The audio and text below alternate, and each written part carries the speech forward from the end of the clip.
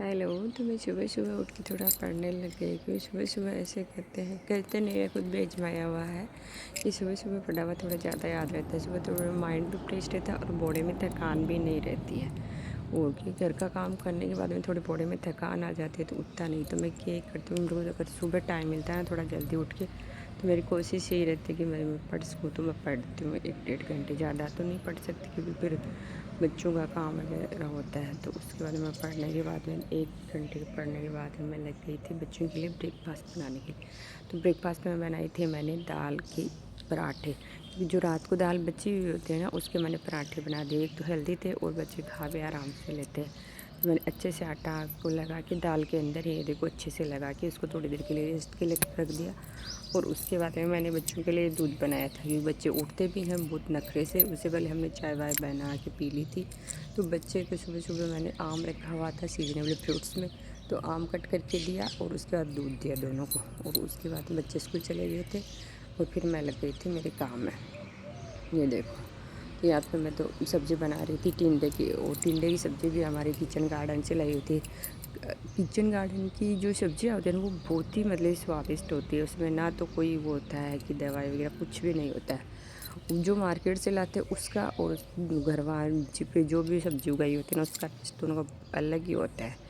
तो मैंने उसमें प्याज टमाटर मिर्च सब डाल के और वो सब पकेंगे ना उतने में मैं टिंडे भी कट कर लूँगी। कट करके पहले नहीं रखे थे मैंने। तो इसमें मैंने सारे बेसिक से मसाले डाल दिए और मसाले डालने के बाद में इनको मैं पकने के लिए छोड़ दूँगी थोड़ी देर के। ये जितने भी होंगे ना थोड़े सख्त हार्ड हार्ड है तो इसे थोड़े सॉफ्ट होंगे ना उतने में मेरे को टिंडे कट करने वो कर लूँगी। और करने के बाद में मैं दोपहर की खाने की तैयारी करके ही छोड़ती हूँ मैं सुबह ही। वाह, बस अभी तक ही नहीं आई? आप वेट कर रहे हो? अच्छा, खड़ा खड़ा थक गया और ले अभी आने वाली है। Hello guys, welcome back to my blog. तो आज की ब्लॉग की शुरुआत तो मैंने सुबह सुबह ही कर ली थी और अभी टाइम हो रहा है मतलब कि दोपहर के लंच का होने वाला है। तो मैंने आपको पता है प्रिपरेशन तो पहले ही सारी के लिए सब्ज़ी बना के आटा लगा के सारा सब कुछ करके रख लिया। तो अब जैसे भी आएंगे ना सब लोग उसी टाइम खाना बनाएंगे। तो अभी खाना बनाने में टाइम अभी मतलब कि 5-10 मिनट बची है। तो मैंने सोचा कि मैं अपने ब्लॉग का एंड भी कर लूँ और फेस टू फेस कुछ। तो आज मैं बहुत टाइम के बाद में लॉन्ग ब्लॉग शूट कर रही हूँ, कुछ काफ़ी महीनों के बाद में। तो देखो आज के ब्लॉग में वैसे कुछ खास नहीं है, मतलब ये इतना डेली रूटीन सा है। और अब मैं कोशिश कर रही हूँ कि वापस मेरी मतलब कि रूटीन में आऊँ, क्योंकि मैं बीच में सारा रूटीन ही अस्त व्यस्त कर दिया था। कि खुद को अगर अपन अपनी लाइफ को अगर अच्छे से नहीं चला सकते तो दूसरों का क्या। तो सबसे पहले कि खुद को अनुशासित करना है कि मेरे को जो काम जिस टाइम करना वो उसी टाइम करूं और जो मैं करना चाहती हूँ वो काम भी करूं।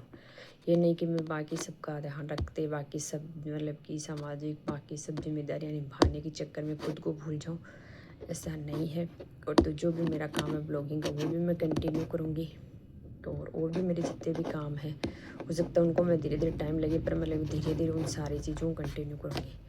तो अब मैंने सोचा कि पहले थोड़ा थोड़ा खुद के लिए टाइम निकालना और सबसे बड़ी बात कि थोड़ा सा लाइफ को सिस्टमेटिक करना पड़ेगा। ऐसे नहीं है कि जब मन किया उतना कर लिया छोड़ दिया, ऐसे नहीं है, पूरा थोड़ा सिस्टम से चलना पड़ेगा। तो अपन इसी ब्लॉग का करते हैं ब्रांड और फिर मिलते हैं नेक्स्ट ब्लॉग में। तब तक ले बाय बाय, टेक केयर।